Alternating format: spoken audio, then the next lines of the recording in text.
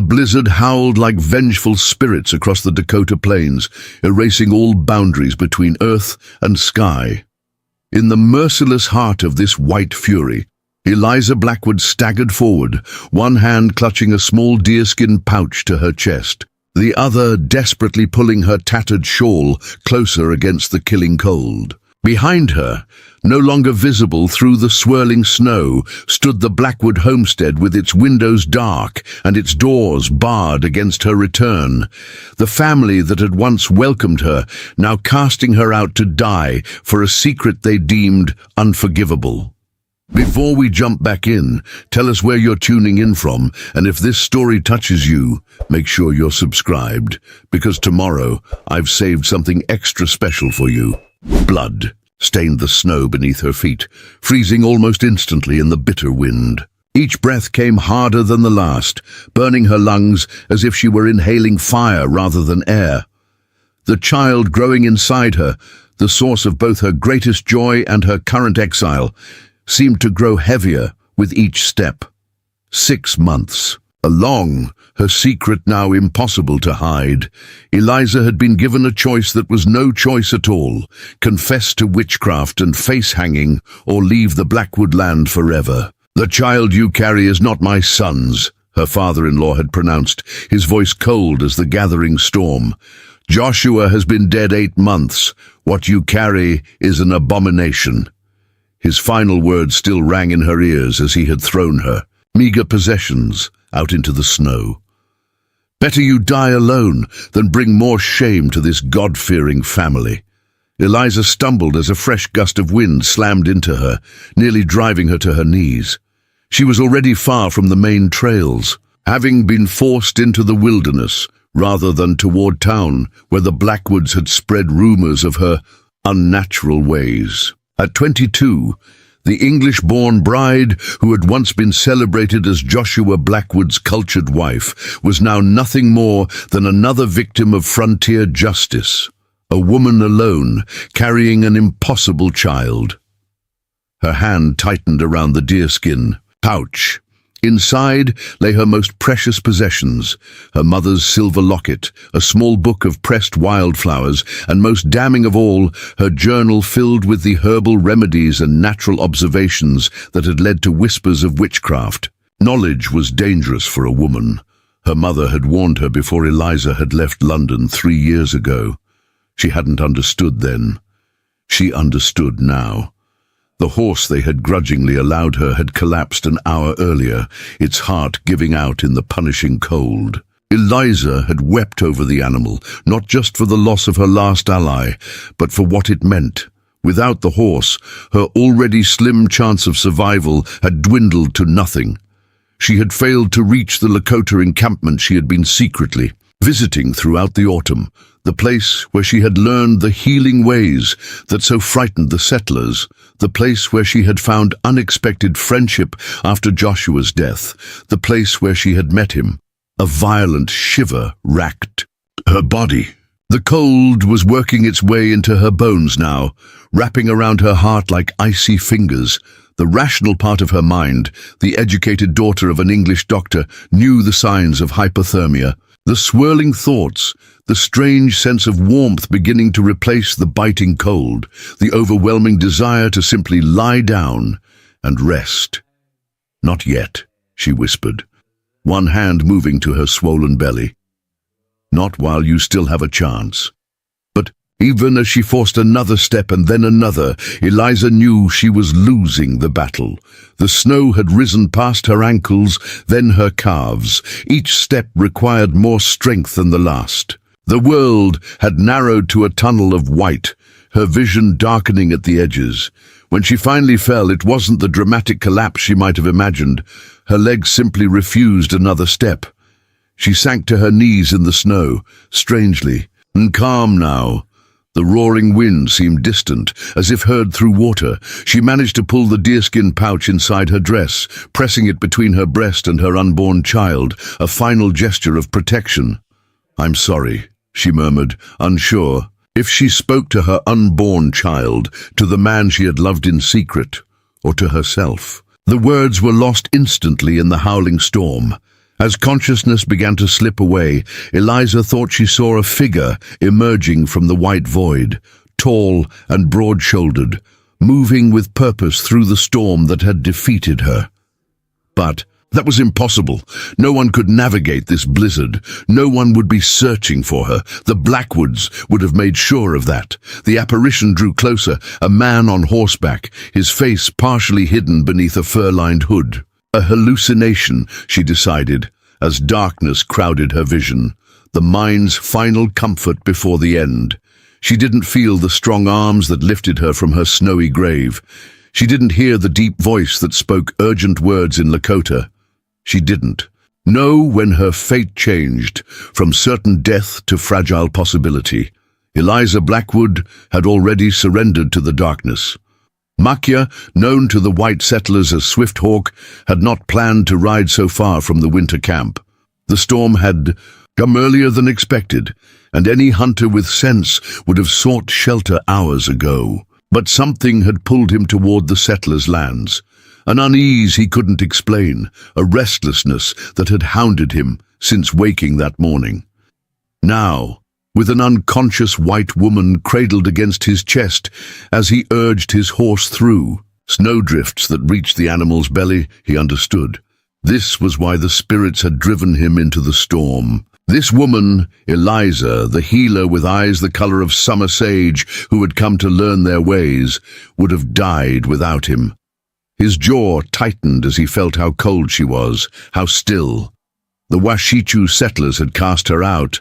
That much was clear, probably after discovering her friendship with the Lakota, her interest in their healing ways. Or perhaps they had finally noticed her swelling belly, impossible to hide even beneath winter clothes. A pregnancy that defied explanation, given what he knew of her dead husband. Makia had witnessed the cruelty of white settlers before, their fear of what they didn't understand, their quick judgments, their harsh punishments. He had lost family. To their diseases, land to their encroachment, brothers to their guns. He had every reason to ride past this woman, to let the winter claim yet another white life. Yet here she was, her heartbeat faint against his own, her breath a ghostly whisper. In the frigid air, here he was, fighting through a killing storm to save her. Some choices transcended the bitter divisions between their peoples. Some connections defied explanation. "Stay with me, little sage," he murmured in Lakota, using the name his people had given her. "The storm is not yet done with us." His horse, a powerful buckskin stallion bred for endurance, struggled through another drift. The animal's breath came in great steaming clouds, its coat rimed with ice. Makia knew they couldn't continue much longer. His winter shelter, a small cabin built where the forest met the plains, was still miles away. They needed immediate refuge. As if in answer to an unspoken prayer, the dark shape of a rock outcropping appeared through the curtain of snow. Makia recognized it instantly. The Stone Sisters, a formation considered sacred by his people. And if the Stone Sisters were here, then the cave, yes, there it was, a black mouth in the grey stone, barely visible through the blizzard.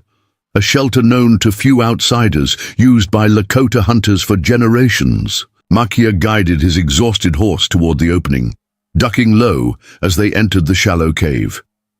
Inside, the sudden absence of howling wind was almost disorienting. The temperature, while still bitterly cold, no longer cut through clothing like knives. Makia dismounted carefully, keeping Eliza secure in his arms. He laid her gently on the cave floor before quickly unloading essential supplies from his horse. Furs, dried meat, a small bundle of kindling he kept dry for emergencies, and most crucially, the fire-starting tools wrapped in oiled hide at the bottom of his pack. Years of practice allowed him to build a fire quickly, despite the poor conditions. Soon, a small flame cast dancing shadows across the cave walls. Only then did Makia turn his full attention to the woman he had rescued. Eliza's face was deathly pale, her lips blue with cold. Preparing and narrating this story took us a lot of time, so if you are enjoying it, subscribe to our channel. It means a lot to us now. Back to the story. Ice crystals clung to her eyelashes and dusted her, dark hair like tiny stars. She was breathing, but each breath was shallow and uneven. Her hands, even protected by crude mittens, showed the early signs of frostbite. White patches on the fingertips, the skin waxy and hard. Most concerning was her stillness. In the months he had known her, visiting the trading post where she sometimes assisted, slipping away to teach her Lakota healing ways in the hidden meadow, halfway between their two worlds, Eliza had always been in motion, hands gesturing as she spoke, eyes bright with curiosity, body leaning forward in her eagerness to learn. This frozen stillness was wrong, dangerous. Makia worked methodically, drawing on both his people's traditional knowledge and the practical experience of 29 winters on the plains. He arranged the furs close to the fire, creating a nest of warmth. He removed Eliza's snow-crusted outer garments, replacing them with his own dry spare shirt and leggings, kept sealed in a waterproof pouch of buffalo stomach. He checked her fingers and toes for serious frostbite, relieved to find the damage still reversible. Through it all, Eliza remained unconscious, her body a dead weight in his hands. Only when he laid his palm against her swollen belly did he feel a response, a strong kick that seemed to say, "I am still here. I am fighting. Your child has the spirit of a warrior," he told her, though he knew she couldn't hear. As the cave gradually warmed, Makia settled beside Eliza, wrapping them both in the remaining furs. Body heat was the surest way to combat the deadly cold. He held her carefully, mindful of her pregnancy, one arm around her shoulders while his free hand kept the fire fed. He had done all he could. Now it was up to her, and to whatever spirits might be listening. Outside, the blizzard intensified, sealing them inside their temporary sanctuary with a wall of white. Makia found himself studying Eliza's face in the flickering firelight. The straight line of her nose, the small scar at the edge of her right eyebrow, the curve of her mouth that so rarely smiled. He knew these features better than he should, had memorized them during their secret meetings, had thought of them in the quiet hours of night when sleep eluded him. It was dangerous, this fascination with a white woman. Dangerous and foolish. Their worlds barely touched, and where they did, there was usually blood. Yet Eliza had somehow bridged that gulf, venturing alone into Lakota territory, offering her knowledge of English medicines in exchange for their healing ways, showing respect where most settlers showed only contempt or fear. And now her own people had cast her out, leaving her to die in the worst winter storm in years. A soft sound broke his reverie, a whimper barely audible above the muted howl of the wind outside. Eliza's eyelids fluttered, her body tensing suddenly in his arms. "Please," she murmured, the words slurred with cold and fear. "Please don't take it." Her hand moved protectively to her belly, fingers splayed across the swell of new life. Even in her delirium, her first thought was for her child. "No one will take your child," Makia said in English, his accent still heavy despite years of trading with whites. "You are safe, little sage." Her eyes opened then, just barely, just enough to show a sliver of that familiar sage green. For a moment, there was only confusion in her gaze, then a flash of recognition. "Makia," she whispered. Her hand reached up, trembling with cold and weakness, to touch his face as if confirming he was real. "I dreamed of wolves." "The wolves have no teeth tonight," he assured her, catching her cold fingers in his own. "The storm keeps them in their dens." "Not those wolves." Her voice faded, her eyes drifting closed again. "Human wolves, with Bibles, instead of fangs." Understanding darkened his expression. "The Blackwoods." Their piety was well known, as was their hatred of the Lakota and anyone who associated with them. Old Jacob Blackwood, the patriarch, had once advocated for the complete removal of all native peoples from the territory, by force if necessary, and now Eliza carried a child that could not possibly be her dead husband's, a child conceived after Joshua Blackwood had been buried. A scandal by white standards, a sin by their religious beliefs, and, if they suspected the father's identity, an abomination in their eyes. Makya's hand moved unconsciously to the knife at his belt. The familiar weight of it, the bone handle, worn smooth by years of use, grounded him, reminded him of who he was. The Blackwoods had tried to commit murder through abandonment. In Lakota justice, their lives would be forfeit, but vengeance could wait. Eliza stirred again in his arms, her breathing becoming more regular as warmth slowly returned to her body. Her survival came first. Everything else, the Blackwoods, the questions of the future, the impossible situation they now faced, could be addressed once the storm had passed. "Rest now," he told her, tucking the furs more securely around her shoulders. "Gather your strength." She seemed to hear him even through her semi-consciousness, her body relaxing slightly against his. Makya continued his vigil, feeding the fire, listening to the storm, and wondering what spirits had led him to ride out on this day, at this hour, along this particular path. Chance, the white men would call it. Makya knew better. Nothing about his connection to Eliza Blackwood had ever been chance. The fire crackled, sending sparks spiraling up into the darkness of the cave. Outside, the blizzard raged wild and merciless. Inside this small pocket of warmth, Makya held the future in his arms, a forbidden love, an impossible child, and a woman whose courage continued to astonish him. He did not know what would come next. The storm might trap them for days. Eliza's condition might worsen. The Blackwoods might send men searching, not to rescue, but to complete what the cold had begun. Or they might survive this, only to face the impossible question of what came after.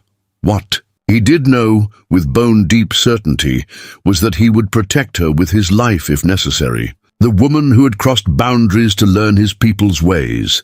The healer who had treated Lakota children when illness swept through their camp last autumn, asking nothing in return. The widow who now carried a secret that could cost them both. Everything Eliza Blackwood had made her choice when she continued to meet him in the hidden meadow, month after month. When she had looked at him not as an enemy or a curiosity, but as a man. When she had shared her knowledge, her thoughts, and eventually her heart. Now Makya, called Swifthawk by his people, had made his choice as well. Whatever came after the storm, they would face it together. In the deepest hours of the night, as the blizzard began to loosen its grip on the world outside, Eliza's eyes opened fully for the first time. They were clear now, alert, though exhaustion still lined her face. "You found me," she said simply, her voice stronger than before. "I was looking," he answered, the words holding more meaning than their simplicity suggested. Their eyes met in the dying firelight, unspoken truths hanging in the air between them, the forbidden nature of their feelings, the child that proved those feelings had become actions, the society that would condemn them both. "They know," she said after a moment, one hand resting protectively on her belly. "Not about you, not specifically, but they know the child isn't Joshua's." Makya nodded, having already guessed as much. "We will find a way forward," he said, the certainty in his voice belying the complexity of their situation. Eliza's smile was small but real, the first he had seen since finding her in the snow. "Forward," she repeated, as if testing the word, finding unexpected hope in it. Outside, the first faint light of dawn began to pierce the storm clouds, casting a grey glow across the snow-covered landscape. The worst of the blizzard had passed. But for Eliza and Makya, the true test was only beginning. 3 days had passed since Makya had found Eliza in the snow. The blizzard had finally exhausted itself, leaving behind a transformed landscape of sweeping drifts and treacherous ice. They had made it to Makya's winter cabin the day after the storm broke, a small, sturdy structure nestled against a stand of ancient pines where the prairie met the Black Hills. Unlike the crude settler cabins with their dirt floors and drafty walls, Makya's home reflected a blend of traditional Lakota practicality and skills learned from years of observing white builders. The walls were thick logs chinked with a mixture of clay and buffalo hair. The roof pitched steeply to shed snow. Animal hides covered the windows, allowing them to be opened for light or sealed against the cold. Most surprising to Eliza was the small iron stove in the corner, a prized possession Makya had traded 4 fine horses to obtain from a passing riverboat captain. "You shouldn't be up," Makya said, entering with an armload of split wood. He frowned at the sight of Eliza standing by the window, one hand braced against the wall for support. "I've been lying down for 3 days," she countered, though her face was still pale, her movements tentative. "Any longer, and I might forget how to walk altogether." The ghost of a smile crossed Makya's face, there and gone like a passing shadow. He set the wood beside the stove and moved to her side, his concern evident in the careful way he studied her face. "Your fingers?" he asked, taking her hands and turning them over to examine the places where frostbite had threatened. "Healing," she assured him. "Your poultice worked. No lasting damage, I think." What she didn't say was how the touch of his hands on hers sent warmth spreading through her that had nothing to do with the well-stoked fire. Such feelings seemed dangerous to acknowledge, even here in this sanctuary they had found. The events that had led to her exile were still too raw, the future still too uncertain. Eliza turned back to the window, parting the hide covering just enough to look out at the blinding white world. Somewhere beyond that expanse of snow lay the Blackwood homestead. By now, they would have told everyone she had run off, perhaps claimed she had confessed to witchcraft or immoral behavior before fleeing. Her reputation would be in tatters, her name spoken in whispers by proper wives and mothers. "What are you thinking?" Makya asked, coming to stand beside her. "That I can never go back," she said simply. "Would you want to?" Eliza considered the question. The Blackwood homestead had never been a warm place, even when Joshua was alive. His father's stern religious edicts had ruled every aspect of life there. Scripture readings morning and night, work on every day but the Sabbath, and on that day no pleasure of any kind was permitted. No music, no laughter, no books, except the Bible. She had married Joshua after a brief courtship during his trip to London, drawn by his descriptions of America's wild beauty and the promise of a new start. The reality had been far harsher than his letters had suggested. Joshua himself had changed once they arrived at his family home, becoming subdued in his father's presence, enforcing rules he had never mentioned during their courtship. His death from pneumonia 8 months ago had left her entirely at the mercy of her father-in-law's household, until she had found secret respite in her explorations beyond the homestead boundaries, and in her clandestine meetings with Makya. "No," she said finally, "there's nothing for me there now, but I don't know where else I might belong." Makya was quiet for a long moment, his gaze fixed on the snow-covered landscape beyond the window. When he finally spoke, his voice held a careful neutrality that told Eliza he had been weighing his words with great care. "My people's winter camp is 3 days' ride from here once the trail is passable. You would find welcome there, especially among the women who remember how you tended the sick children last autumn." Eliza turned to look at him, searching his face. "And the fact that I'm carrying a child that is—" She trailed off, unable to speak the truth aloud even now. They had yet to directly acknowledge what they both knew. that the child, growing inside her, was his. Their secret meetings in the hidden meadow had begun innocently enough, an exchange of medical knowledge. But over the months following Joshua's death, something deeper had grown between them. It was forbidden by both their peoples. A white woman and a Lakota man, the widow of a settler and a man her in-laws would consider little better than an animal. The taboo had made their feelings seem impossible, unthinkable, until the night of the first autumn frost, when possibility and desire had overcome caution. Makia met her eyes directly. "The child will be Lakota," he said, the words both a statement and a promise. "Among my people, a child belongs to the tribe, not just to its parents. It will be protected, valued." The simplicity of his answer brought unexpected tears to Eliza's eyes. No condemnation, no complicated explanations needed, just acceptance. "And me?" she asked, the question barely audible. "You are the mother of a Lakota child," he said, "but more than that, you are a healer. My people respect that gift no matter what skin holds it." Eliza closed her eyes, overwhelmed by the sudden vision of a different future than any she had imagined. Not the proper English life her parents had planned for her. Not the austere existence as a settler's wife that had been her reality. Something else entirely unknown, uncertain, but alive with possibility.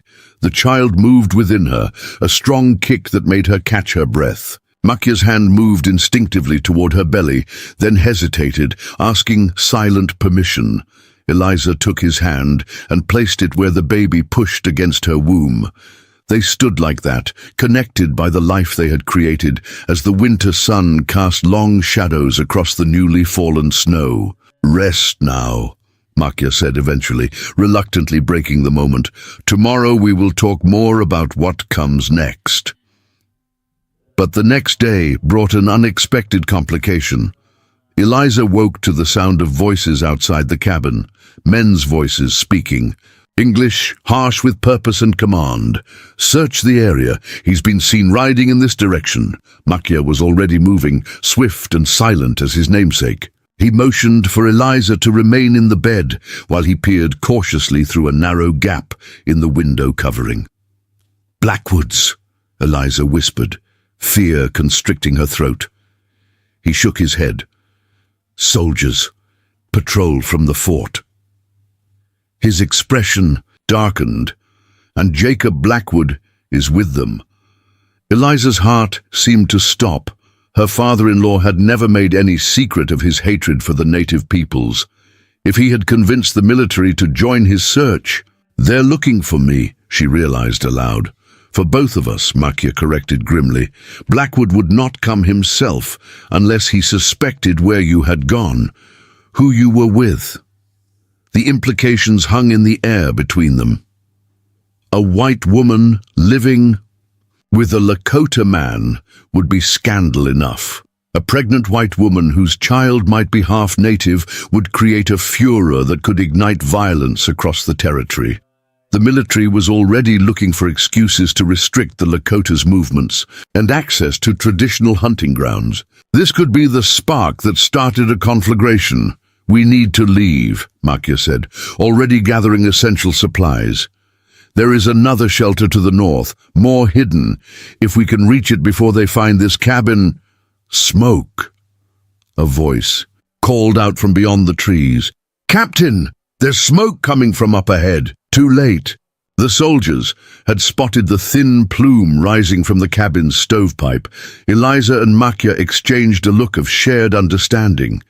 There would be no escape, not for both of them. "Go," Eliza urged, rising painfully from the bed.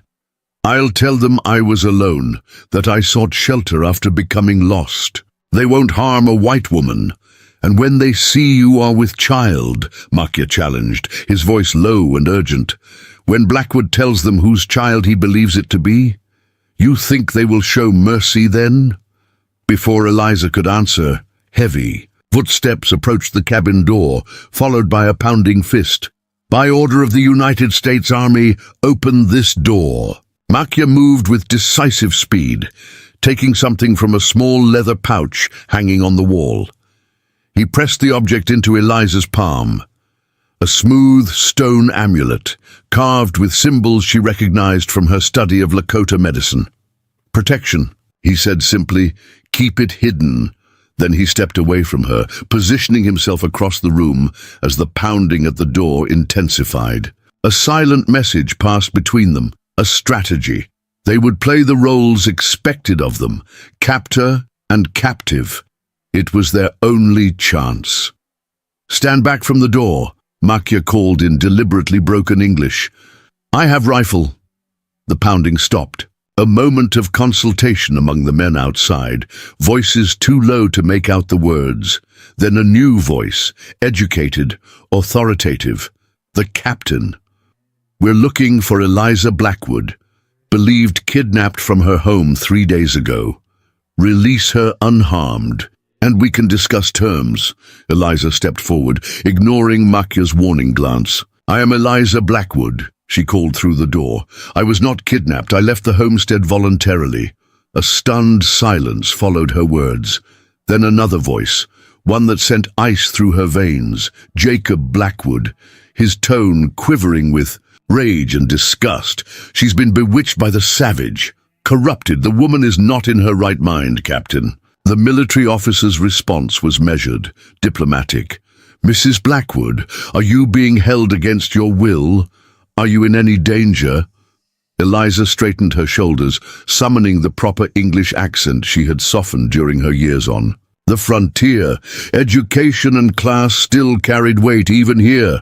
"I am in no danger from this man, Captain. He rescued me from the blizzard after I became lost. I owe him my life." She paused, then added with deliberate emphasis, "It is my father-in-law I fear, not my rescuer."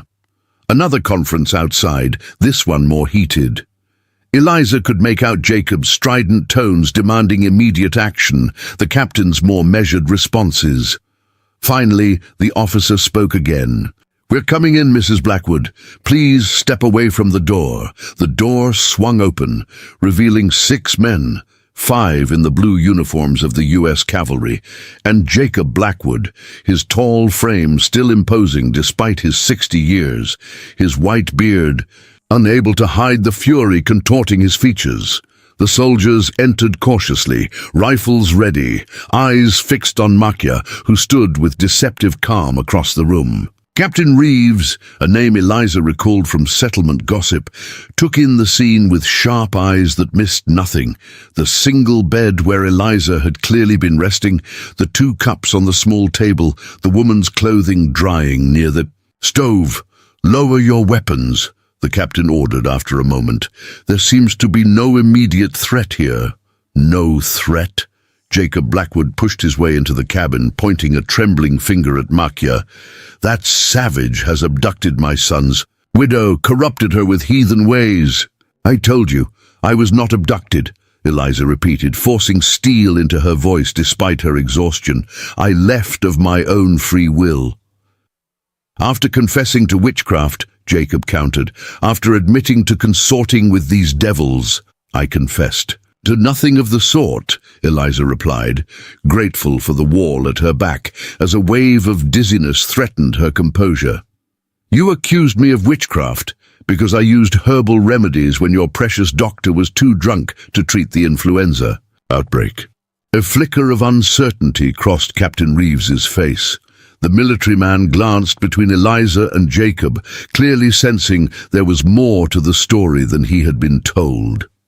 "Mrs. Blackwood," he said carefully, "your father-in-law claims you disappeared during the blizzard after an altercation. He's been searching for you ever since." "Searching?" Eliza couldn't contain a bitter laugh. "He cast me out into the storm and barred the door. He told me to die rather than bring further shame to the family." "Lies," Jacob thundered. "Captain, can't you see? She's been corrupted, bewitched by this savage." But the captain's attention had shifted. His gaze had fallen to Eliza's midsection, where her loose dress could no longer completely hide her condition. Understanding dawned in his eyes, followed by something harder to read. Calculation, perhaps. "Mrs. Blackwood," he said slowly, "is there something more you haven't told us about your situation?" Jacob followed the captain's gaze, his face darkening as he too registered her pregnancy, more visible now than when he had cast her out, or perhaps more noticeable in the close confines of the cabin. "Oh!" he hissed, all pretense of concern vanishing. "I knew it, carrying a savage's bastard, my Joshua barely cold in his grave." He lunged toward Eliza, hand raised to strike. But before the soldiers could intervene, Makya was there, moving, with liquid speed to place himself between Eliza and her father-in-law. He didn't touch the older man, didn't make any threatening move, simply stood as an immovable barrier. "Enough," Captain Reeves ordered, his voice cutting through the tension. "Mr. Blackwood, control yourself." The captain studied the tableau before him, the protective stance of the Lakota man, the defiant tilt of Eliza's chin, despite her obvious exhaustion, the murderous rage in Jacob Blackwood's eyes. Whatever he had expected to find when tracking the kidnapped settler's widow, this clearly wasn't it. "Private Willis, escort Mr. Blackwood outside," he ordered. "I need to speak with Mrs. Blackwood alone." "You can't believe her over me," Jacob protested as the young soldier firmly guided him toward the door. "She's carrying a half-breed abomination. She's betrayed everything decent." The door closed behind them, muffling but not completely silencing Jacob's continued tirade. Captain Reeves turned to Makya, his expression carefully neutral. "I'll need to speak with her privately," he repeated. "That's not a request."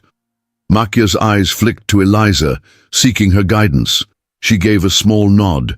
After a moment of visible reluctance, he stepped outside as well, his movements deliberately unhurried, uncowed.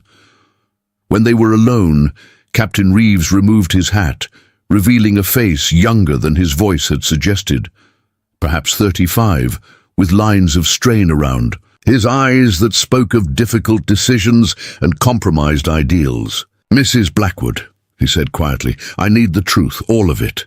The situation here is politically delicate." Eliza met his gaze steadily, reading the complexity behind his words. The captain wasn't merely concerned with a family dispute or even a scandalous pregnancy.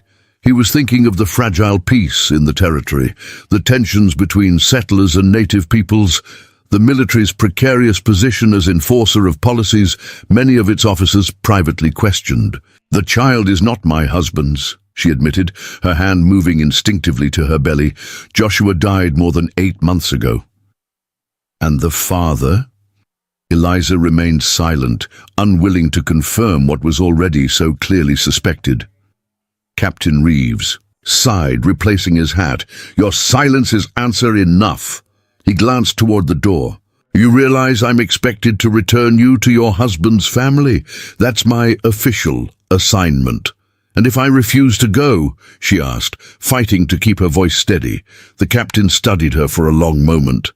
"Then things become considerably more complicated," he said finally, "for everyone involved." He moved toward the door, then paused with his hand on the latch. "I'll need time to consider the best course of action here. We'll make camp nearby and continue this discussion in the morning." His eyes held a warning. "Don't try to flee during the night, it won't end well."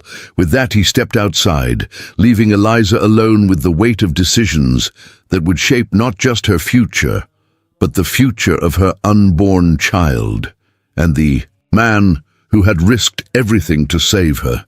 Through the window she could see Makya standing tall amidst the soldiers, his face impassive but his eyes alert, watching everything, memorizing faces, assessing threats, calculating odds. The stone amulet he had given her seemed to burn against her palm, where she still clutched it. Protection, he had called it. But against the forces now gathering outside the cabin, Eliza feared no amulet, no medicine, no prayer would be enough. Dawn broke with the crystalline clarity unique to deep winter, a cold so pure it seemed to sharpen every edge, define every shadow. Captain Reeves stood alone at the edge of the soldiers' camp, his breath clouding before him as he contemplated the complexity of the situation facing him. In his 12 years with the U.S. Cavalry, 7 of them on frontier assignment, he had developed a reputation for resolving delicate matters without bloodshed. It was why he had been selected for this patrol when Jacob Blackwood had stormed into Fort Laramie, demanding military assistance to rescue his daughter-in-law from savage kidnappers. The captain had recognized the dangerous potential in the accusation immediately. Relations with the Lakota were already strained. The recent discovery of gold in the Black Hills, sacred land promised to the tribes by treaty, had brought a flood of prospectors and opportunists. The military's orders were contradictory: enforce the treaty keeping settlers out of tribal lands while simultaneously protecting legitimate settlement and commerce. Into this precarious balance had fallen Eliza Blackwood's situation, a white woman pregnant with what was almost certainly a Lakota man's child, caught between two worlds that increasingly viewed each other with suspicion and hostility. "Sir, the men are wondering about our next move." Lieutenant Hayes, his second in command, approached with 2 steaming cups. He offered one to the captain, who accepted it gratefully. "Mr. Blackwood is demanding we depart immediately with the woman," Hayes continued, his tone carefully neutral. At 24, the lieutenant was still learning to navigate the treacherous waters where military duty intersected with frontier politics. "And the Lakota man?" Hayes hesitated. "Blackwood wants him arrested, charged with kidnapping at minimum." Reeves sipped the strong black coffee, using the moment to organize his thoughts. "What we want and what justice demands aren't always the same thing, Lieutenant. Sir, Mrs. Blackwood wasn't kidnapped. That much is clear. She left the Blackwood homestead voluntarily, or was forced out, depending on whose account you believe. But, sir, her condition—" Hayes lowered his voice, though no one was near enough to overhear. "If the child is the Indians, then it's a personal matter, not a military one," Reeves cut in sharply. "Unless you can point me to a regulation that makes the U.S. Army responsible for policing who shares whose bed." Hayes flushed. "No, sir, but the political ramifications are precisely what concern me." Reeves turned to face the young officer directly.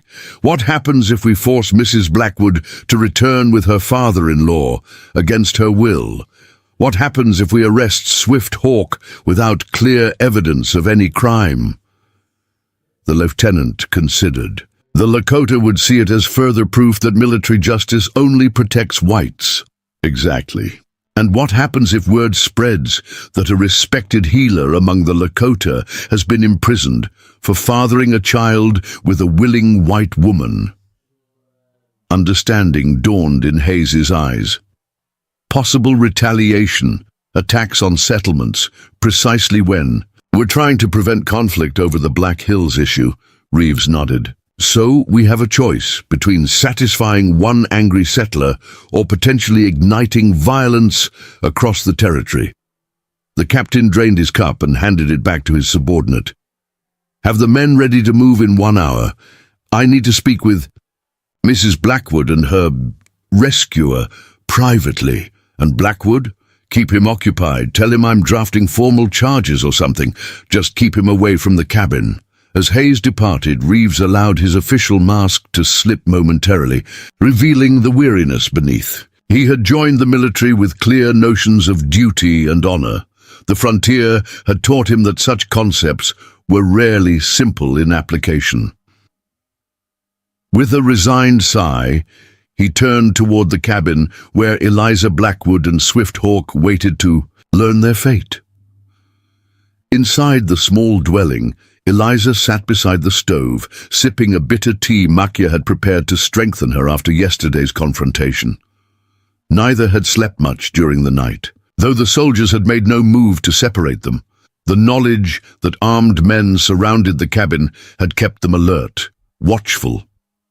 "He comes," Makia said suddenly, looking toward the window.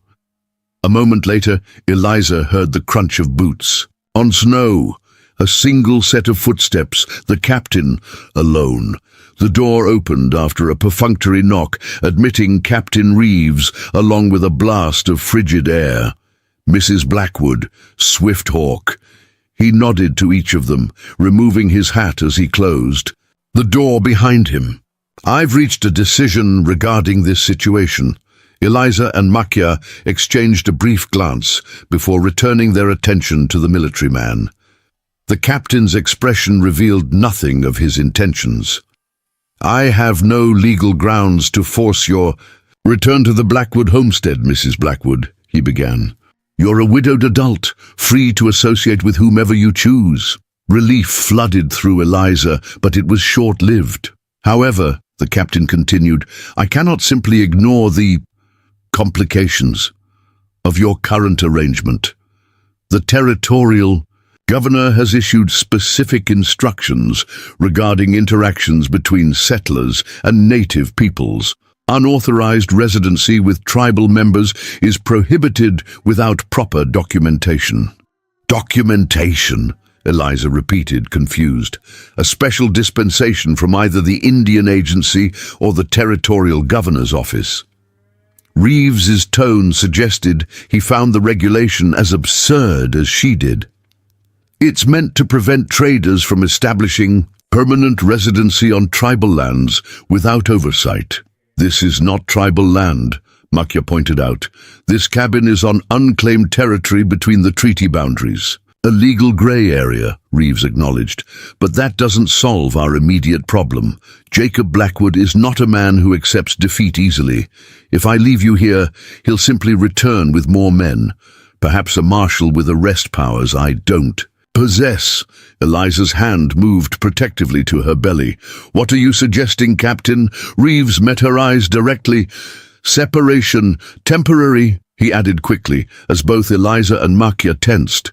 Mrs. Blackwood will come with us to Fort Laramie, where she'll be under military protection, beyond her father-in-law's immediate reach. Swift Hawk will return to his people's winter camp. No, Eliza said immediately. I won't. Listen, Reeves interrupted, his voice low and urgent. This is your best chance, perhaps your only chance, for a peaceful resolution. At Fort Laramie, there are people who can help legitimize your situation, a sympathetic Indian agent, a judge who could formalize guardianship of your child, missionaries, who arrange proper intermarriages when both parties are willing. He turned to Makia. Your People's Council is meeting with government representatives next month to discuss the Black Hills situation. As a respected healer, your presence would be expected. That provides a legitimate reason for you to come to the fort.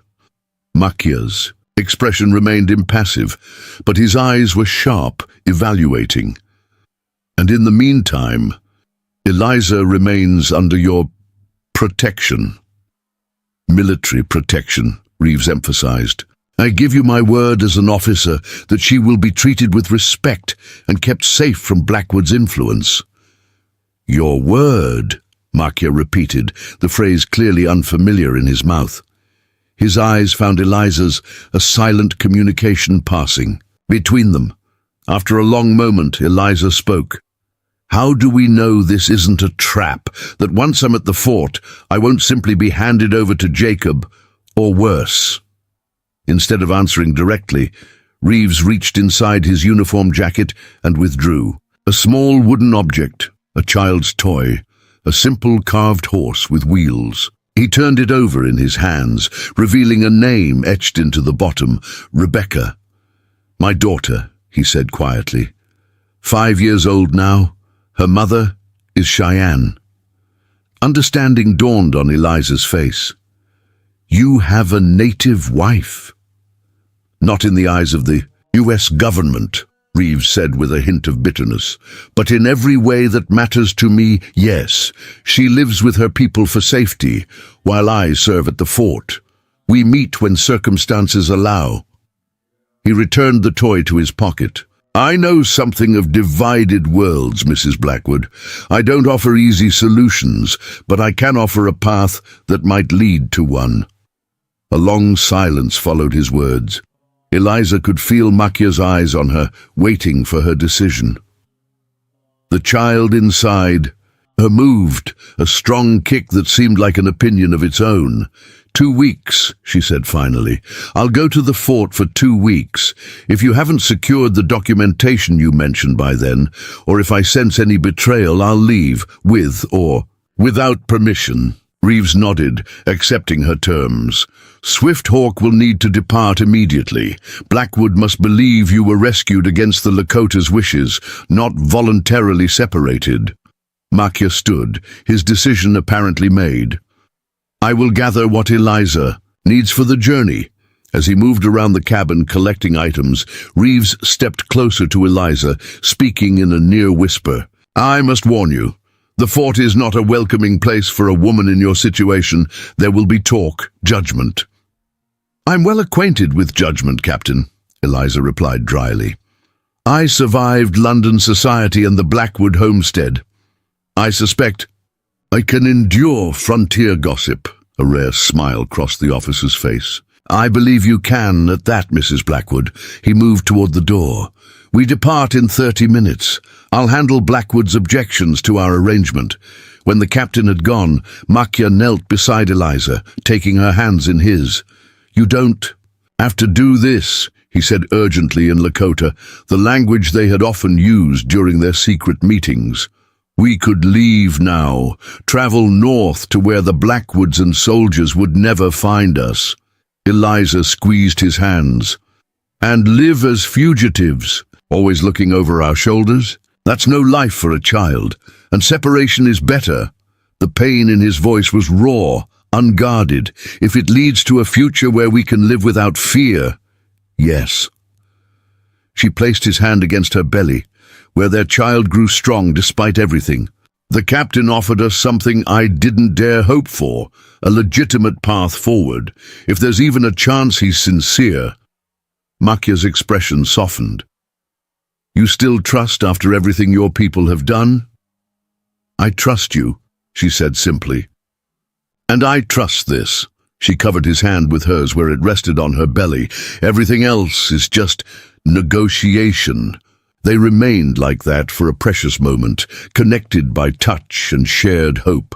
Then Makia reached for the leather pouch at his belt and withdrew something wrapped in soft deerskin. He unfolded it carefully to reveal a necklace, a simple leather cord strung with carved bone beads and a small stone pendant.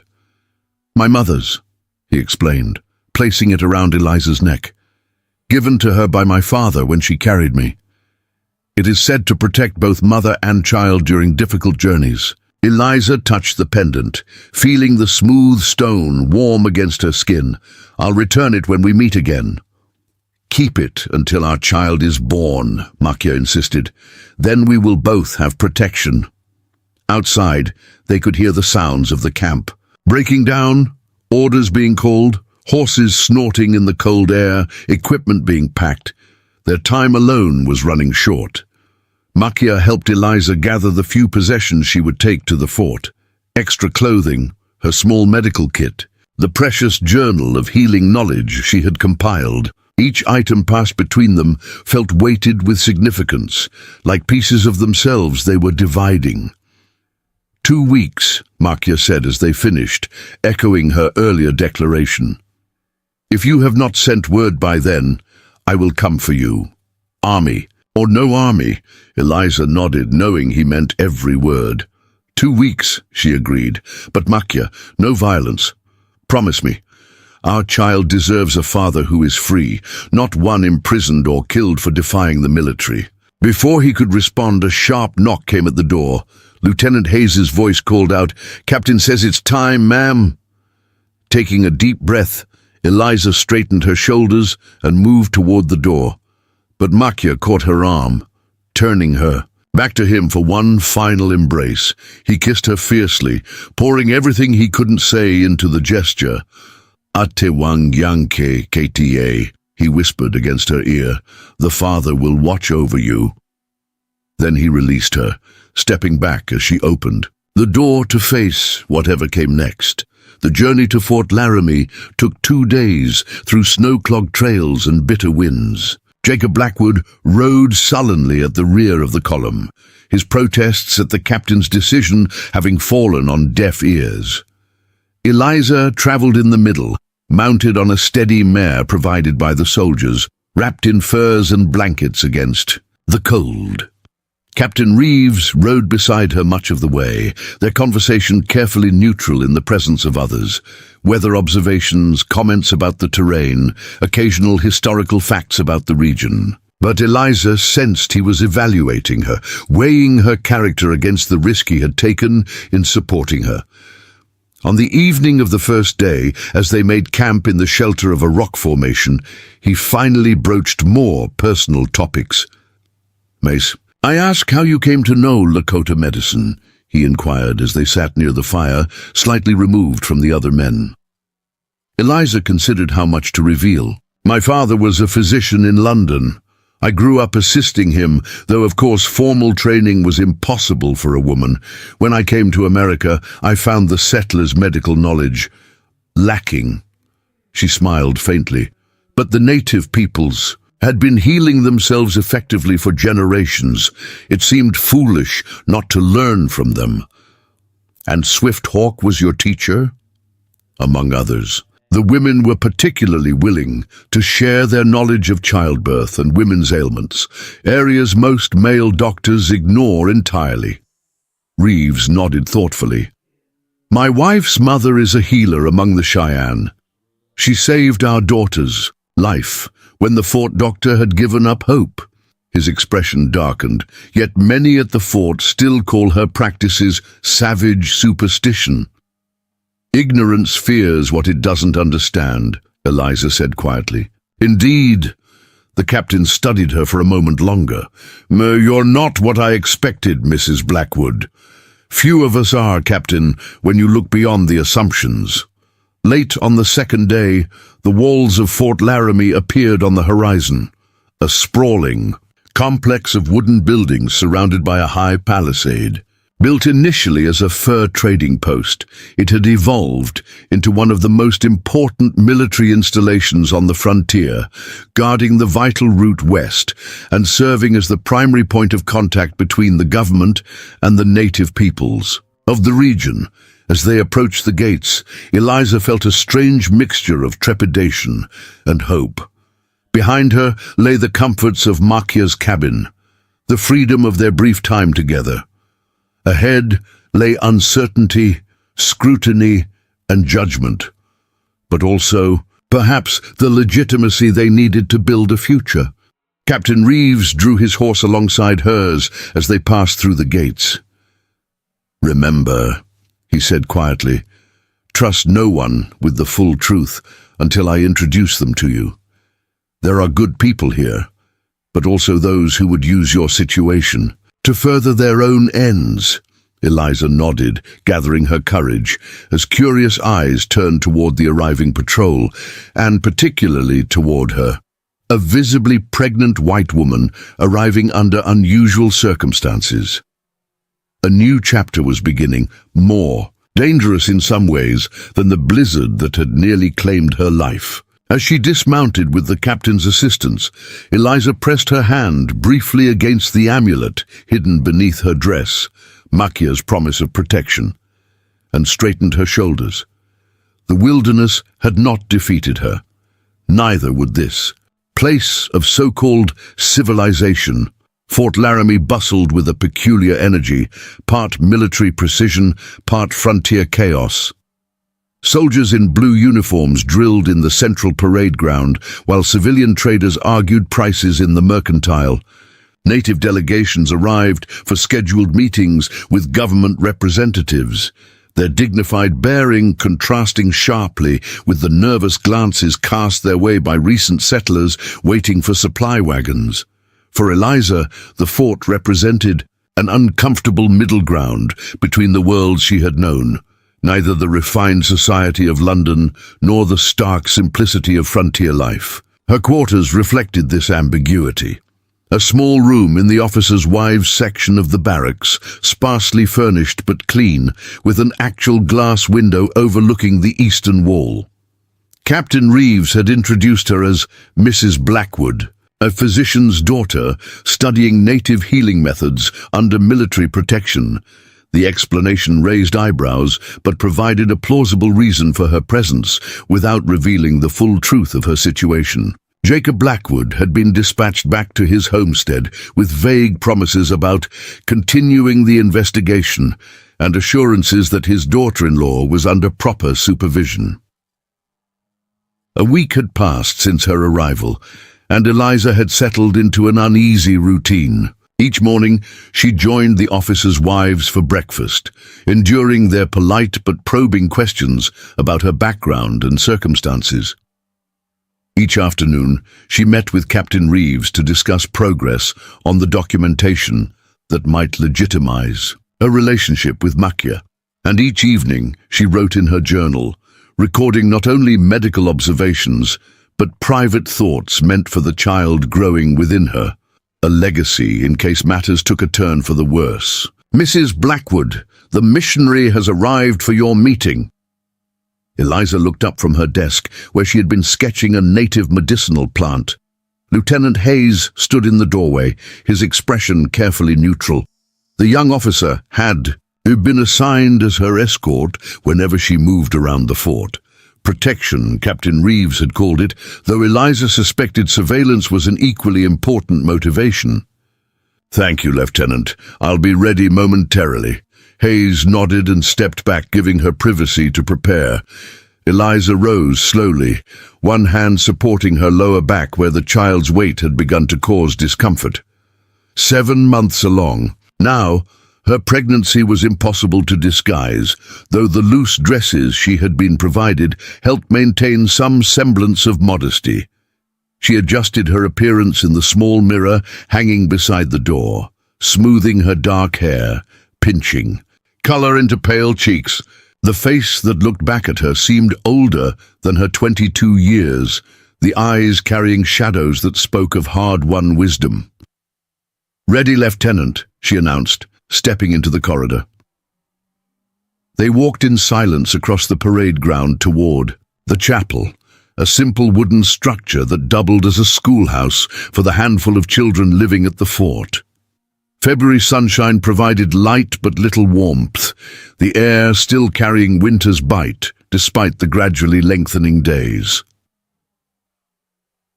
Reverend Thomas Hulwell waited at the chapel door, a man of perhaps 50, with kind eyes that contrasted with his severe black clothing. Unlike many missionaries Eliza had encountered on the frontier, Hulwell had spent 15 years living among various tribes, learning their languages and customs before attempting to convert them. "Mrs. Blackwood." He greeted her with a bow. "Thank you for agreeing to meet with me, Reverend."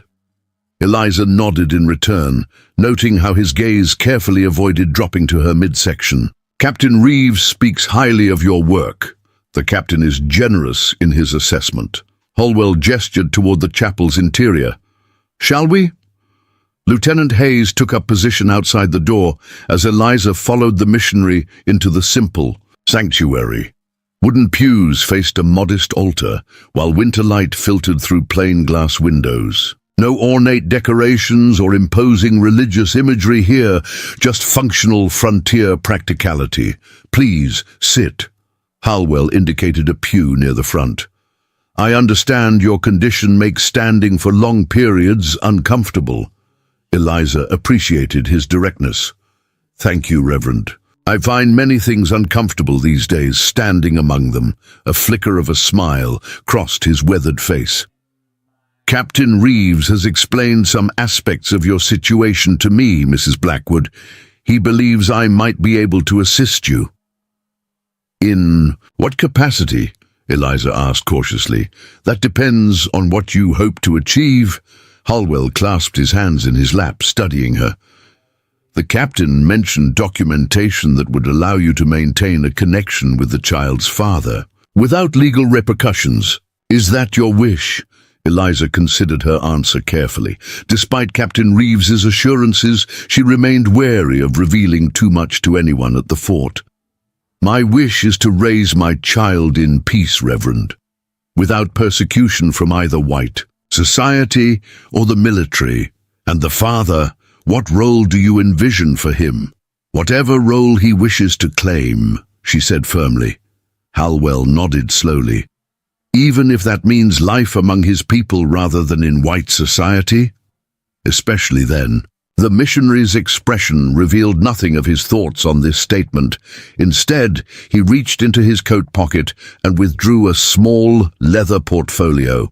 "I have performed 17 marriages between white men and native women over the past decade," he said, opening the portfolio to reveal official-looking documents bearing territorial government seals. "Just 3 between white women and native men." Eliza's heart quickened. "Such marriages are legal, then?" "Legal, yes. Socially accepted?" He shook his head. "That depends largely on the community and the individuals involved. The mixed blood. Children of such unions often face the most difficult path, belonging fully to neither world." "I'm aware of the challenges," Eliza said quietly. "Are you?" Halwell's tone sharpened slightly. "Have you lived among the Lakota through a harsh winter? Have you experienced the contempt of white society when accompanied by a native husband? Have you seen children tormented for their mixed heritage?" "No," she admitted, "but I have experienced the cruelty of those who fear difference. I was cast out into a blizzard to die because I dared to learn healing practices from people my in-laws considered savage." The missionary studied her for a long moment. "Conviction in the face of comfort is easy, Mrs. Blackwood. Conviction in the face of suffering, yours and your child's, is another matter entirely. Are you trying to dissuade me, Reverend? I'm trying to ensure you understand the path you're considering." He closed the portfolio. "Because once I file these marriage documents, there's no simple return to your former life." Eliza placed a protective hand on her belly. "My former life ended the moment Jacob Blackwood barred his door against me. I have no desire to return to it."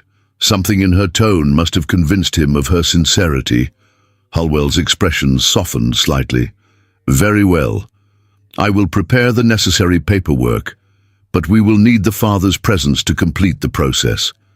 His signature, his verbal consent before witnesses." "He will come for the tribal council meeting next month," Eliza said, hope rising in her chest for the first time in days. "Good. That gives us time to arrange matters properly." Halwell rose, signaling the end of their meeting. "In the meantime, I suggest you continue as you have been, discreet, uncontroversial. There are elements at this fort who would not look kindly on what we're arranging." Eliza stood as well, wincing slightly as the child shifted inside her. "Thank you, Reverend. I confess I didn't expect to find an ally in a man of the cloth, given my father-in-law's religious objections to my choices." "God's love is not confined to those who look or think alike, Mrs. Blackwood." Halwell walked her toward the door. "Though many who claim to speak for him would have us believe otherwise." As they reached the chapel entrance, a commotion from the direction of the fort gates caught their attention. Raised voices, the clatter of horses' hooves on frozen ground, orders being shouted with unusual urgency. Lieutenant Hayes appeared in the doorway, his young face tight with tension. "Mrs. Blackwood, I need to escort you back to your quarters immediately." "What's happening?" she asked, suddenly alarmed. "A Lakota party has been attacked near Elk Creek," Hayes said grimly. "They're bringing in the survivors now." Eliza's blood turned to ice. "Survivors? Lieutenant, what Lakota band? Where were they from?" "I don't know, Ma'am. Please, I have orders to—" But Eliza was already moving past him, her medical training overriding all other considerations. "I need to help. I have experience with Lakota healing methods." "Mrs. Blackwood," Hayes called. after her, but she ignored him, moving as quickly as her pregnant body would allow toward the growing crowd near the gates. Soldiers were carrying stretchers into the infirmary building. 4 bodies. Blood stained the snow where they passed. A 5th injured person was being helped down from a horse, able to walk but barely, supported by 2 soldiers. Eliza pushed through the gathered spectators, her heart pounding with fear. What if Makia had left his winter camp early? What if he had been coming to check on her despite their agreement to wait? "Let me through," she demanded, her voice carrying the authority she had learned from her physician father. "I'm a healer." As she reached the infirmary steps, Captain Reeves appeared, blocking her path. "Mrs. Blackwood, you shouldn't be here." "Who are they, Captain?" she asked urgently. "Which band?" Reeves hesitated, then relented at the desperation in her eyes. "Hunkpapa Lakota, a hunting party, ambushed by unknown assailants 2 days' ride from here." Relief washed through her. Makia's people were Oglala Lakota, a different band entirely. But the relief was quickly replaced by determination. "I can help them," she insisted. "I know their healing ways better than your fort doctor." Reeves studied her for a moment, then nodded sharply. "Very well, but you follow the doctor's lead, understand? No contradicting his methods in front of others." Eliza agreed quickly, more concerned with reaching the injured than with protocol. Inside the infirmary, chaos reigned. The fort's doctor, a harried-looking man in his 60s, was shouting orders to his 2 assistants while examining the first victim, a young warrior with a gunshot wound to the shoulder. "What happened?" Eliza asked, approaching the nearest stretcher where an older man lay clutching his side, dark blood seeping between his fingers. One of the soldiers who had helped bring them in answered, "Ambushed while butchering an elk.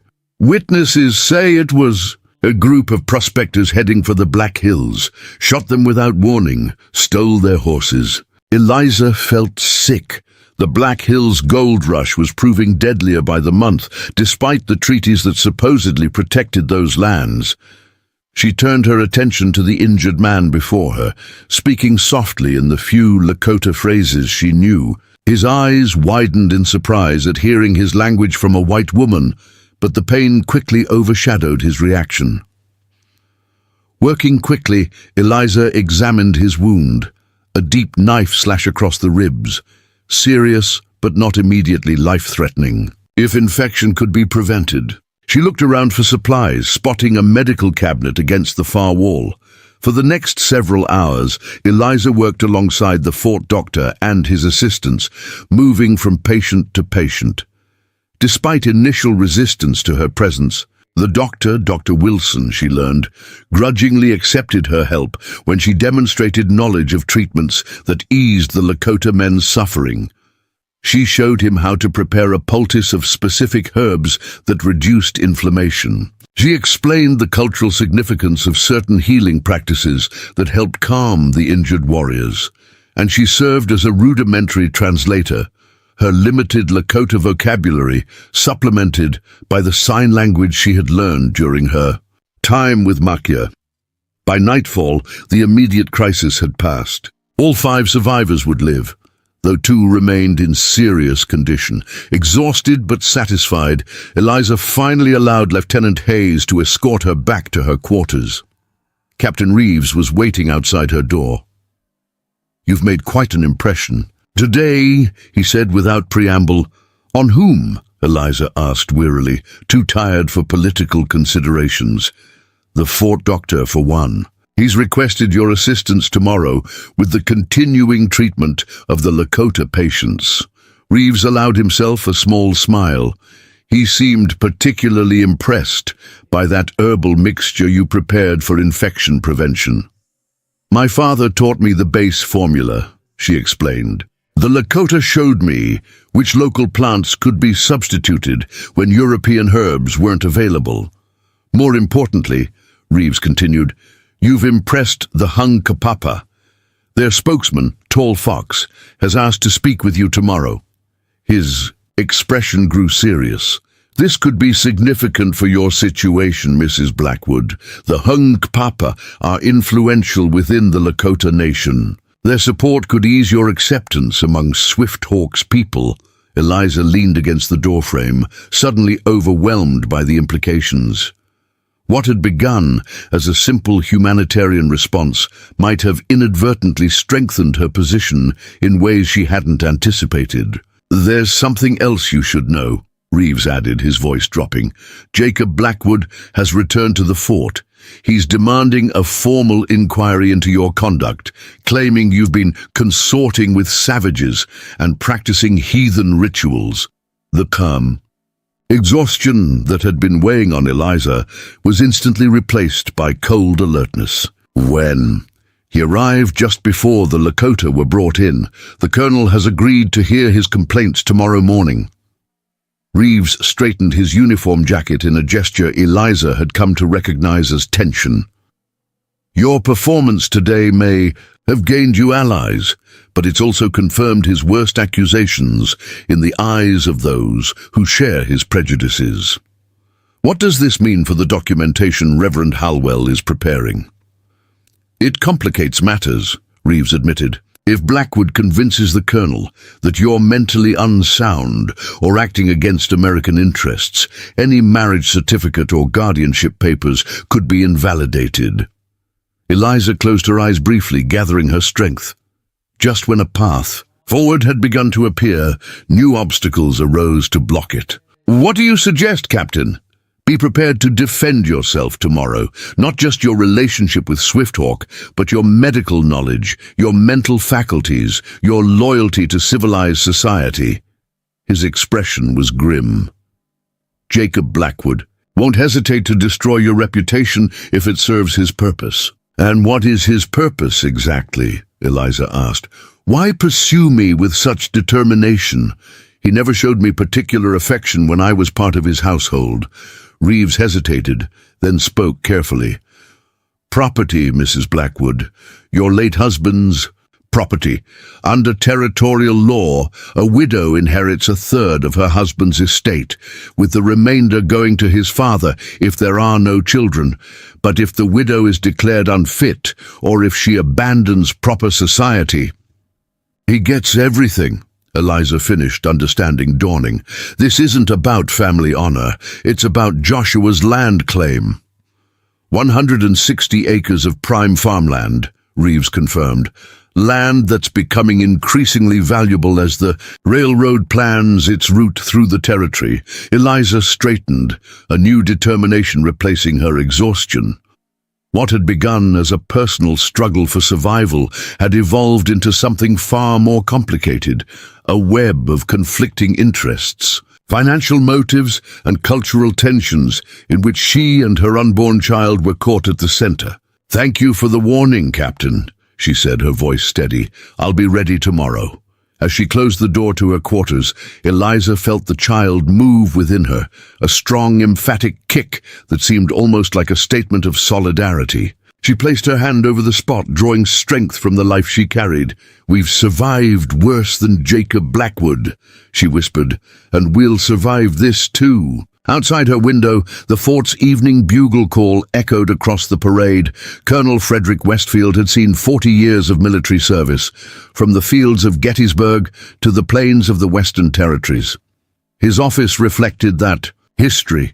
Maps of campaigns lined the walls, while medals and commendations sat in a modest display case behind his imposing oak desk. At 62, his hair had gone silver, but his posture remained ramrod straight, his blue eyes sharp beneath bushy brows. He studied the documents before him with a frown, occasionally glancing up at the four people seated across from him. Captain Reeves, standing at disciplined attention, Jacob Blackwood, practically vibrating with righteous indignation, Eliza, her hands folded calmly over her swollen belly, and Reverend Halwell, who had unexpectedly volunteered to represent her interests. "This is an unusual situation," the colonel said finally, setting aside the papers, Jacob's formal complaint against his daughter-in-law. "Major Blackwood, your service record during the late conflict was exemplary, and your family has been a respected presence in this territory for 15 years. Jacob Blackwood nodded stiffly, the major honorific clearly pleasing him. He had served briefly as a commissioned officer in the Union Army, a fact he mentioned at every opportunity. However, Westfield continued, serious accusations require serious evidence. You've charged Mrs. Blackwood with abandoning her marital home, practicing heathen rituals, consorting with hostiles, and mental instability. These are not minor complaints. I have witnesses, Colonel, Blackwood insisted. Good Christian folk who saw her collecting strange plants, speaking with savages at the trading post. My own household can testify to her erratic behavior following my son's death and her presence in the Lakota dwelling. Abduction, clearly, Blackwood said without hesitation.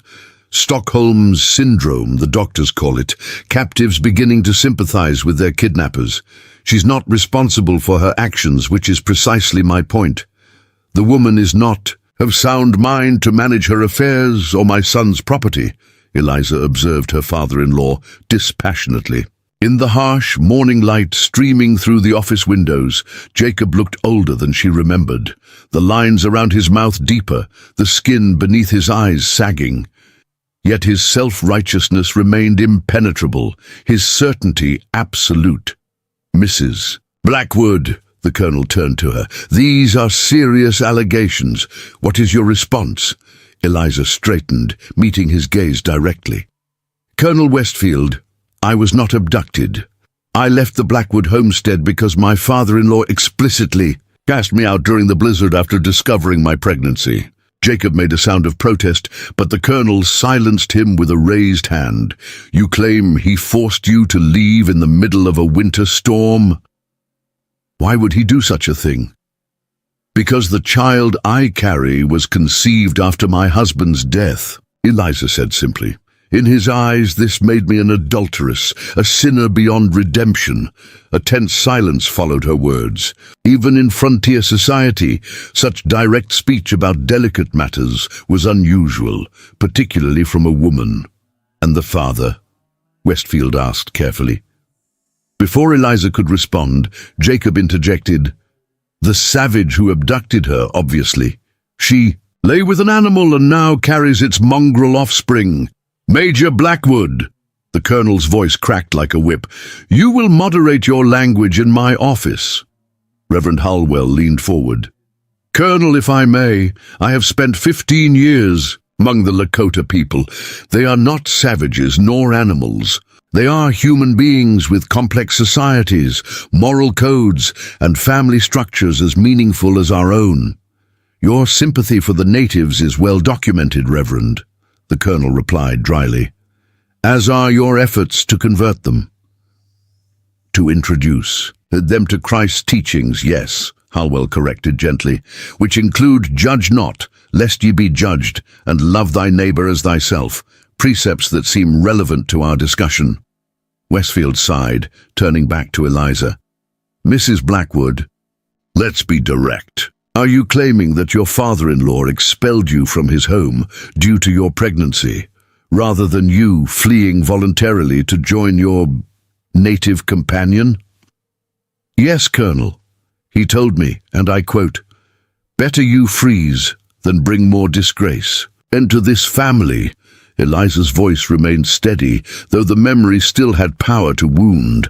I attempted to reach a Lakota winter camp where I had studied healing methods, but the storm overwhelmed me.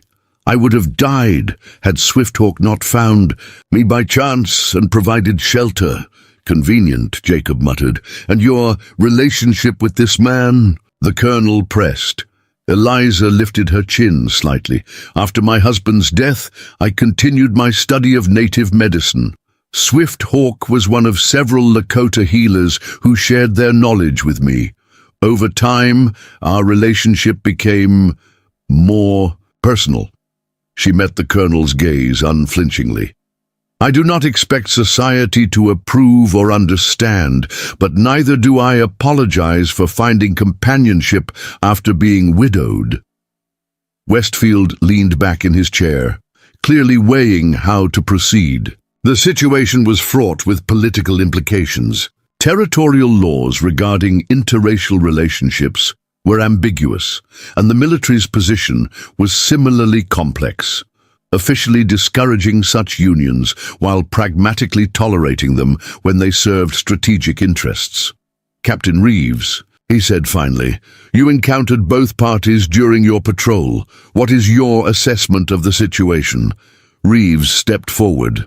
"Sir, all evidence suggested Mrs. Blackwood was not being held against her will. The Lakota man, Swift Hawk, is known to our scouts as a respected healer among the Oglala, not a warrior or troublemaker. He has traded peaceably at the fort on several occasions." "And you believe Mrs. Blackwood is of sound mind?" "I do, sir. Her actions since arriving at the fort have been rational and composed. Just yesterday, she provided valuable assistance treating the injured Hunkpapa men, demonstrating both medical skill and cultural sensitivity that our own medical staff lacked." Jacob made a dismissive gesture. "Playing witch doctor with savages hardly qualifies as evidence of mental stability, Captain." "Actually," came a new voice from the doorway, "her techniques saved Two Eagles' life when conventional methods had failed." All heads turned to see Dr. Wilson standing at the threshold, his aging frame stooped from decades of frontier medicine. "Doctor," Colonel Westfield acknowledged, "I wasn't aware you were joining us." "I wasn't planning to," Wilson replied, entering the office without waiting for an invitation. "But when I heard Mrs. Blackwood's competence was being questioned, I felt compelled to offer professional testimony." He moved to stand beside Eliza, surprising her with this unexpected support. Though they had worked side by side treating the Lakota patients, the doctor had remained professionally reserved, offering neither criticism nor praise of her methods. "Colonel, in 40 years of medical practice, I've encountered many practitioners, trained and untrained. Mrs. Blackwood displays a thorough understanding of anatomy, wound treatment, and herbal applications that rivals any formally educated physician I've met, including those at military hospitals back east." Jacob Blackwood scoffed. "She cavorts with heathens and you praise her for it?" "I praise results, Major Blackwood," Wilson shot back. "The poultice she prepared prevented infection in wounds that would typically have festered within days.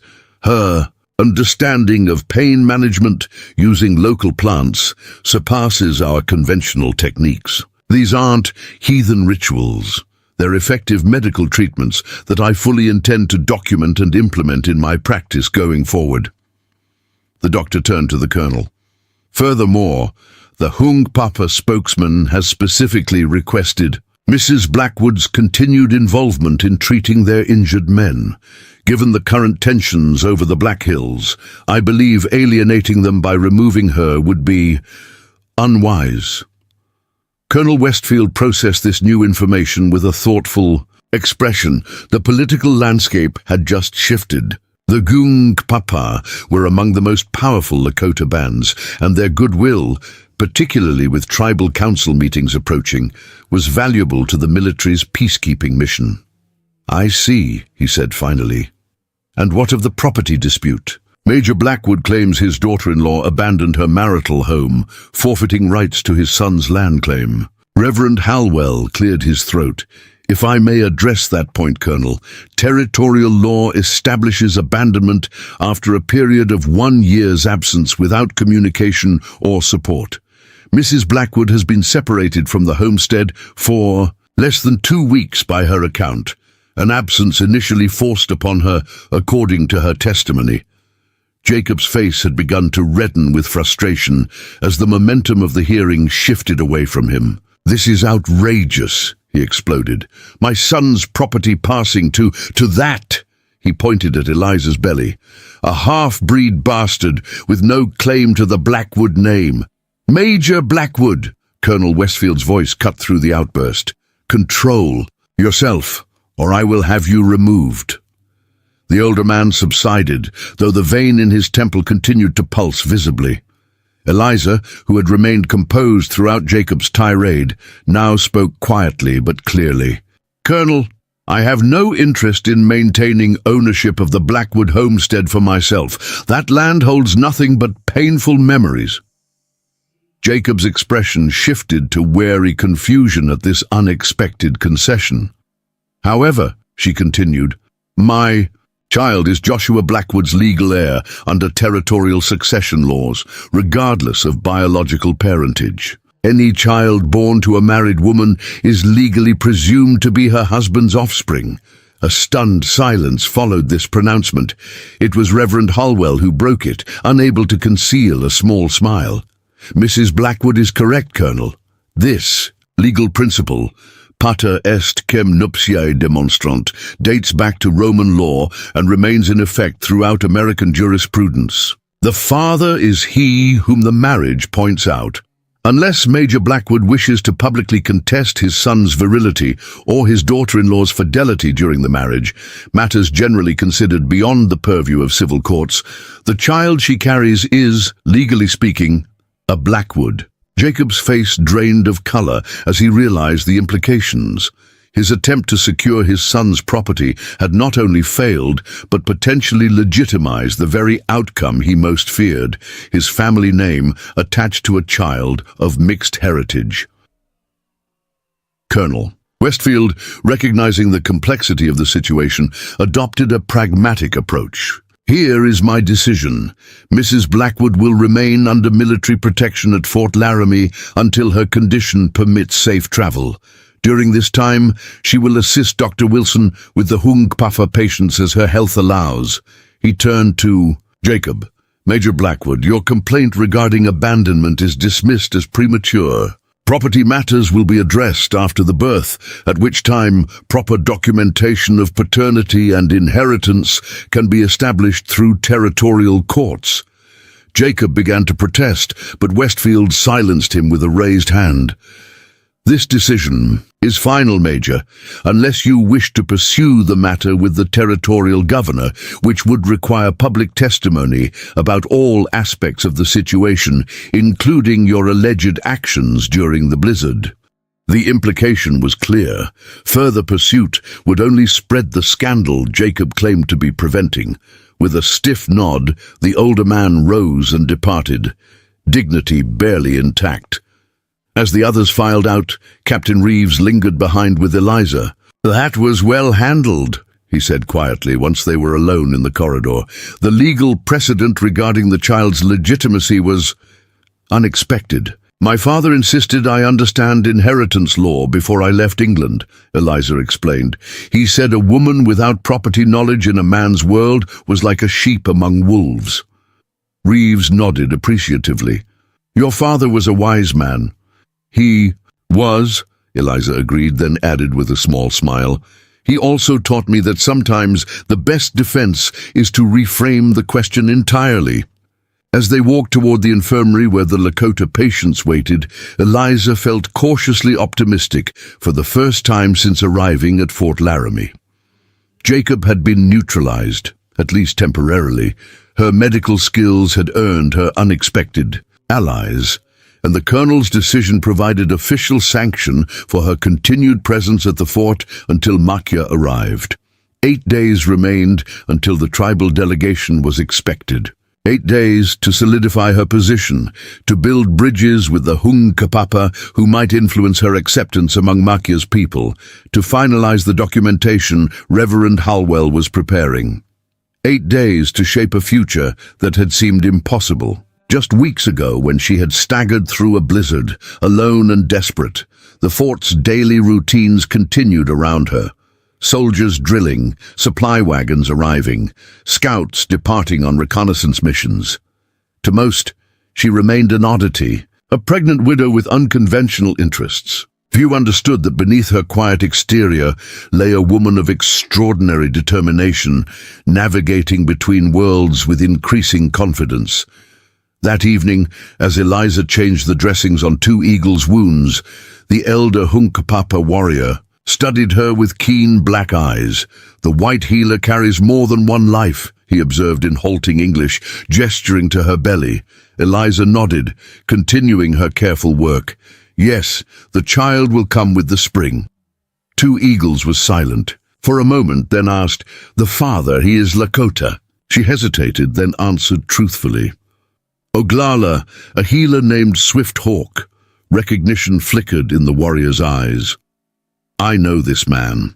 He learned medicine from my wife's cousin during the great sickness 2 winters past." "Yes," Eliza confirmed. Surprised by the connection, he spoke of studying with a Hunkpapa healer. 2 eagles nodded sagely. Small worlds touch in many places.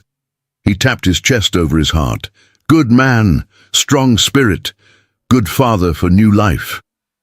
The simple endorsement, offered without judgment or qualification, brought unexpected tears. To Eliza's eyes, here was acceptance from a man who had every reason to mistrust white society, wounded by settlers, fighting to protect his people's way of life, yet he offered her the respect of honest evaluation. "Thank you," she said softly. 2 eagles touched her arm briefly, a gesture of solidarity that transcended their different worlds. White healer walks difficult path, but many eyes now watch, many hearts follow your courage. As darkness fell over Fort Laramie, Eliza stood at her small window, gazing toward the distant hills where the Lakota winter camps lay hidden in sheltered valleys. Somewhere out there, Makia waited, perhaps preparing for the journey that would bring him to the fort and to a confrontation with white society that would test them both. Her hand moved to the amulet he had given her, warm against her skin after days of constant wear. 8 more days, she whispered, both promise and prayer carried on the night wind. Spring arrived on the northern plains with characteristic ambivalence. Brilliant sunshine followed by sudden snow squalls, warm afternoons giving way to freezing nights. But with each passing day, winter's grip loosened, revealing patches of green beneath the receding white blanket. At Fort Laramie, the tribal council meeting had drawn delegations from across the territory. Colorful teepees dotted the meadows beyond the palisade walls, while government officials in formal attire conducted negotiations with Lakota, Cheyenne, and Arapaho leaders regarding the ongoing Black Hills dispute. Eliza observed these proceedings from a distance, her position at the fort having evolved over the 8 days since her confrontation with Jacob Blackwood. The colonel's official protection, combined with her continuing care of the Hunkpapa wounded, had created a curious liminal status, neither fully accepted in white society nor fully integrated with the native community, yet accorded a measure of respect by both. She stood now at the edge of the parade ground, one hand supporting her lower back as she watched the latest delegation arrive through the fort's main gates. Her heart quickened as she scanned the group of mounted warriors, searching for the familiar broad-shouldered silhouette she had been anticipating for weeks. Captain Reeves appeared at her side, his expression carefully neutral. "The Oglala have arrived," he stated unnecessarily. "Swift Hawk rides with them." "I see him," Eliza replied softly. Makia sat tall on his buckskin stallion, his face painted with red ochre stripes, signifying his status as a healer attending formal council. He wore a mixture of traditional Lakota garments and practical items, acquired through trade, a striking figure who commanded attention without seeking it. As the delegation dismounted to be greeted by the fort's officers, Makia's eyes swept across the assembled onlookers, finding Eliza immediately. Their gazes locked across the crowded space, communicating a wealth of emotion that required no words. "The colonel expects you both at the official reception this evening," Reeves informed her, breaking the moment. "Reverend Halwell has the papers prepared. If all goes as planned, you could be legally married under territorial law by tomorrow." Eliza nodded, grateful for the captain's continued support. "And Jacob Blackwood?" "Departed yesterday for the territorial capital. Apparently, he's seeking an audience with the governor." Reeves's mouth tightened. "But the governor is here for the council meetings, so Blackwood's journey is wasted." A small satisfaction, but Eliza would take it. "Thank you, Captain. for everything. Reeves offered a rare smile. My wife arrives with her family's delegation tomorrow. She's eager to meet you. The thought of meeting the captain's Cheyenne wife, a woman who had navigated a similar path between worlds, gave Eliza courage for what lay ahead. With a respectful nod, Reeves departed to oversee security arrangements for the council proceedings. Protocol dictated that Eliza couldn't approach Makia immediately upon his arrival. The formal reception of tribal delegations followed strict procedures, with official greetings, exchange of gifts, and ceremonial smoking of pipes. Hours would pass before they could speak privately. Instead, she returned to the infirmary, where 2 eagles and the other Hungpafa men were recovering. The elder warrior looked up as she entered, reading her expression instantly. "The Oglala have come," he stated. "Yes," she confirmed, checking his healing wounds with practiced hands. "Swift Hawk is among them." 2 eagles nodded with satisfaction. "Good. Too long separated." He gestured to her enlarged belly. "The child grows strong. Soon we'll meet father." Eliza smiled, touched by his consistent support. Over the past days, 2 eagles had effectively adopted her as a kind of honorary daughter, offering wisdom and cultural insights that would ease her transition into Lakota society. "I'm nervous," she admitted quietly, continuing her examination of his healing injuries. "What if his people reject me? What if they view the child as—" "No," 2 eagles interrupted firmly. "The child is Lakota. You are the mother of a Lakota child. This makes you family." He tapped his chest. "I have spoken with my sister's son, who rides with the Oglala Council. They know of White Healer. They know your heart is good." Tears pricked at Eliza's eyes. "Thank you," she whispered. The elder warrior patted her hand awkwardly, uncomfortable with emotional displays but determined to offer reassurance. "Many paths cross on prairie. Some meant to join, become one trail." As twilight descended over the fort, Eliza prepared for the evening reception with uncharacteristic attention to her appearance. The officers' wives had provided a dress suitable for her condition, dark blue with modest embroidery, altered to accommodate her advanced pregnancy. She wore her hair in a simple style, neither fully American nor attempting to mimic native fashions. The only adornment she permitted herself was Makia's amulet, visible at her throat as a silent declaration of her allegiance. The reception was held in the fort's largest building, a space that normally served as a mess hall transformed. For the occasion, with flags, evergreen boughs and lanterns, military officers in dress uniforms mingled with government officials, while tribal leaders and representatives stood in dignified groups, observing the proceedings with carefully neutral expressions. Eliza entered with Reverend Halwell, his clerical presence serving as both escort and subtle legitimization of her status. The room quieted momentarily as heads turned, curious eyes assessing the woman whose unorthodox situation had become the subject of widespread speculation. She held her head high, meeting the stares with calm dignity.